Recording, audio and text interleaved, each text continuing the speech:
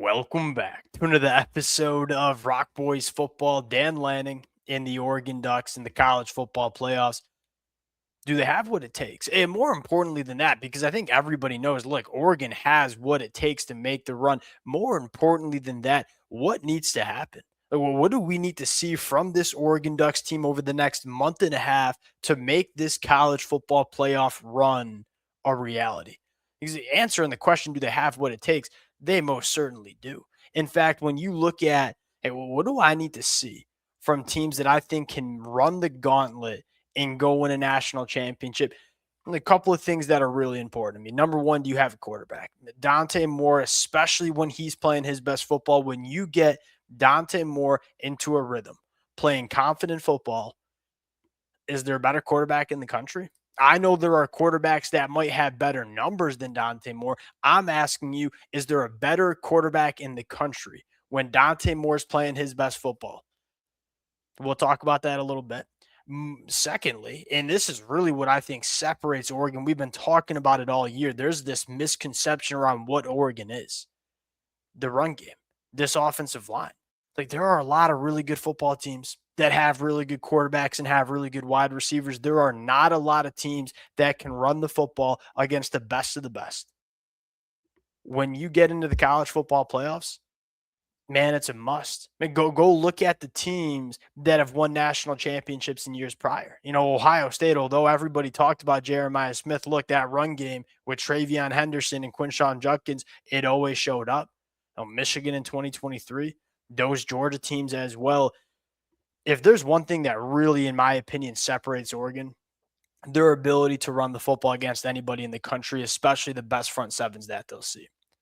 Lastly, I got two more things really difference makers on defense. Do you have those high caliber NFL draft picks all over your defense?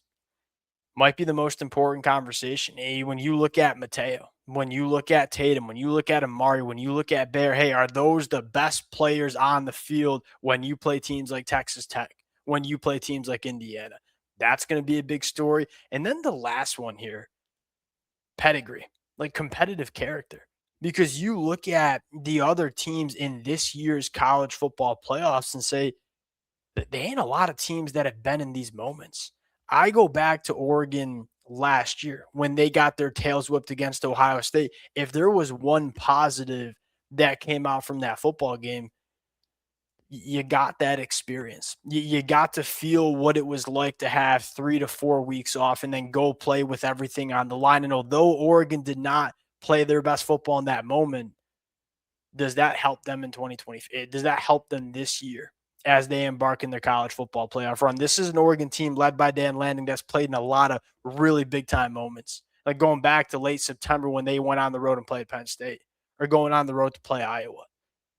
They've been in these moments. You kind of trust, or you think you trust, this team's competitive character, where there's a lot of other really good teams. I look at Texas Tech, that second round matchup, and say, like, I think Texas Tech's legit. I think they're legit along the lines of scrimmage. That front seven is one of the best in the country.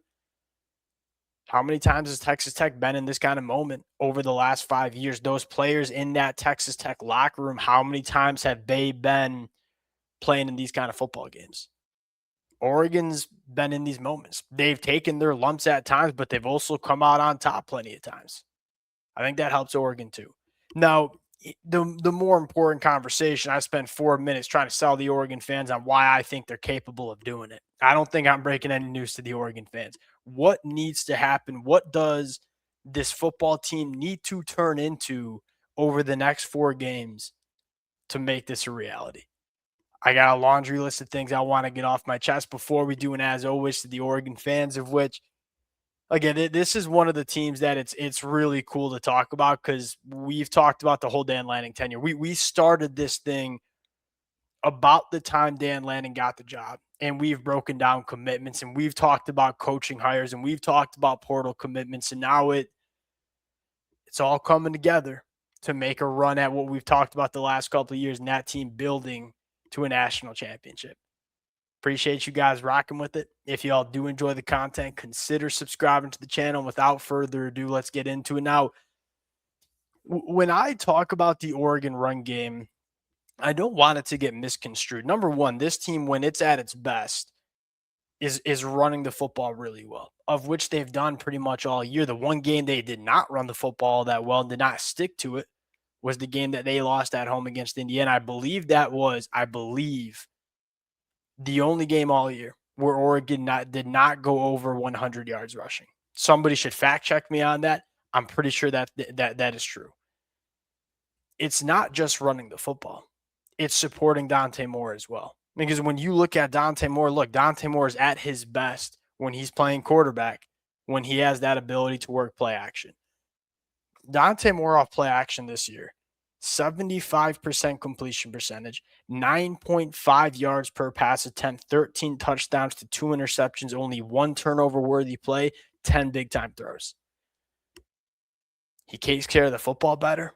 This Oregon offense is more explosive when they're working off play action. But the reason I bring that up is, look, play action is only as effective as your ability to run the football. There are a lot of good teams. I think of a team like Alabama. It's a good football team. And with a really good quarterback and some really good wide receivers, their lack of ability to run the football has really bitten them in the butt the last month and a half. Well, something that separates Oregon, and you can say that for a lot of different teams. I look at a team like Ohio State, I look at a team like Oklahoma. They all have intriguing aspects about their football teams, but they've struggled to run the football at times. Oregon hasn't really had that problem. And when you get into the college football playoffs and you're seeing some of the best front sevens that this sport has to offer, who are the teams that can still run the football?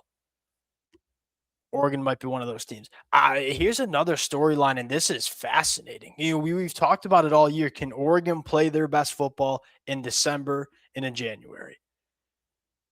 You feel like their best football includes not only DeCorian Moore, but Evan Stewart as well. Like, just close your eyes and visualize this for a second. You factor in what Oregon has done running the football. And then you have DeCorian Moore. And then you have Evan Stewart. And then you have Kenyon Sadiq at tight end. Then you have what Malik Benson has been for Oregon in DeCorian Moore's absence. Man, it's just a numbers game. How many defenses have enough players to deal with all that firepower? If you want to roll a safety into the box to try to stop this Oregon rushing attack, well, you got Evan Stewart, DeCorian Moore, and Malik Benson, and what they can do vertically down the field. If you want to leave your two safeties high, really respect what these two boundary wide receivers can do. Well, you got Kenyon Sadiq working the middle of the field, working underneath.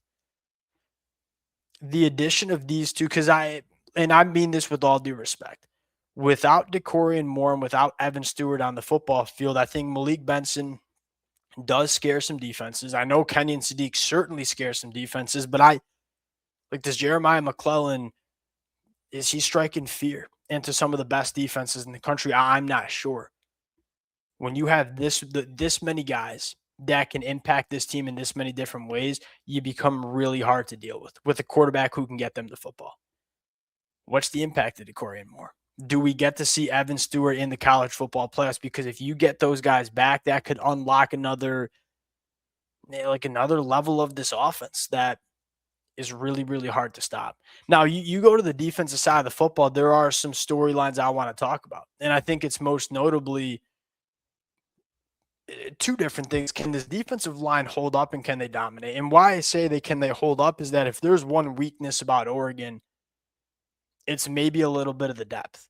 Like when they play the best teams on their schedule, they don't rotate very much. It's Tatum, it's Amari Washington, it's Bear Alexander, it's Mateo.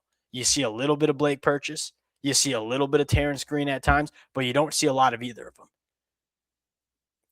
I think having this break to get all four of those defensive linemen, of which are straight up NFL dudes, all four of them, they will be playing on Sundays.